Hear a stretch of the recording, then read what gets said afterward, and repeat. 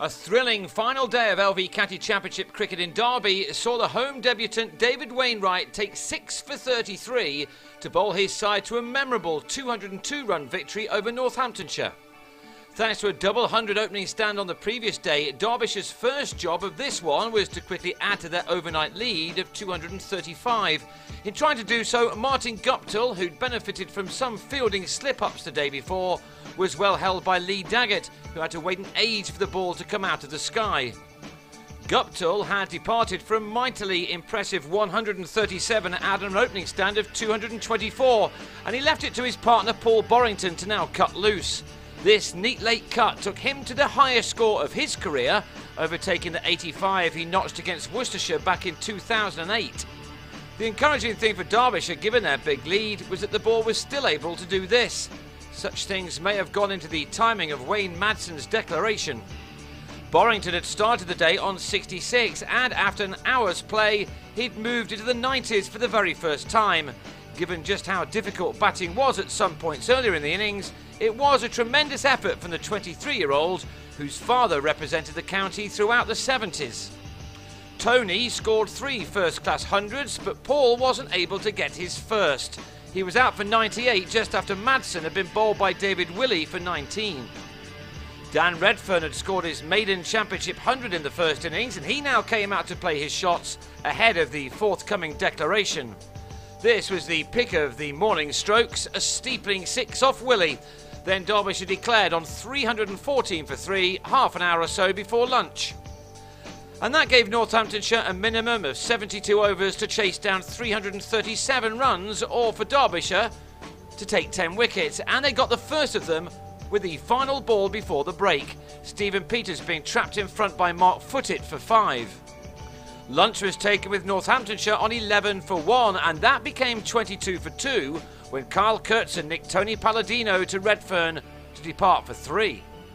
Already only 7 overs in, the visitors' chance of winning had all but gone on a pitch which was still helpful to the seamers.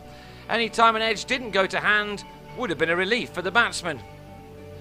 Being a fourth-day surface, of course, Madsen was also hoping to get plenty from his spinner Wainwright, and he struck immediately by having David Sales leg before for 6 at 41 for 3. Rob Newton had watched all 3 wickets fall from the non-striker's end, but he at least kept up his side of the bargain. Indeed, it was soon apparent that his wicket was going to be the important one. A neat drive off Wes Durston for 3 carried him to his half-century from 93 deliveries. 31 overs had now passed, and Northamptonshire had reached 94 for 3, still 243 runs away from their target. For them, it was all now about staying the course for the draw. However, that plainly wasn't going to be easy. Newton just got away with a leading edge which fell a fraction short of Wainwright. But Alex Wakely was less fortunate, having survived for more than an hour for his 30. His leading edge found Guptill close in the covers. Derbyshire were then given a real lift. Just as Peters had been out to the last ball of the morning session, Niall O'Brien was brilliantly caught by Durston to the final ball before tea. Now we had a real game on. Northamptonshire came out 5 down with 103 runs on the board. The runs were now irrelevant. It was all about those 5 wickets, and the crucial one of Newton fell in the 4th over after tea when he bat-padded to Borrington to go for 58. So with spin now on at both ends, the visitors had nothing left to do except to block their way towards the draw. However, in the 56th over, Wainwright, the chief destroyer, got a delivery to bite to have Chaminda Vaas leg before at 116 for 7. Derbyshire were now closing in on a memorable win, and they took a huge step closer to that when Wainwright delivered a big looping delivery which James Middlebrook drove to foot it off Redfern. The bowlers hadn't had much luck in this match, but just when it mattered most, that looked as if it may have changed, although Willey was thankful to survive this.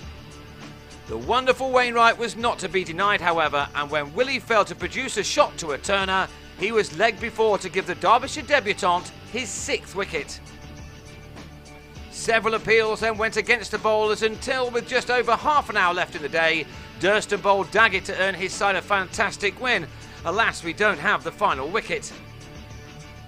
The margin of victory of 202 runs doesn't really tell the full story, but Derbyshire have already shown that they are not to be taken lightly this year, with the addition of Wainwright, who took 6 for 33 from 26 overs. They now take 20 points to Cardiff next week. Northamptonshire, who only missed out on promotion by a single point last year, begin this one with only 5.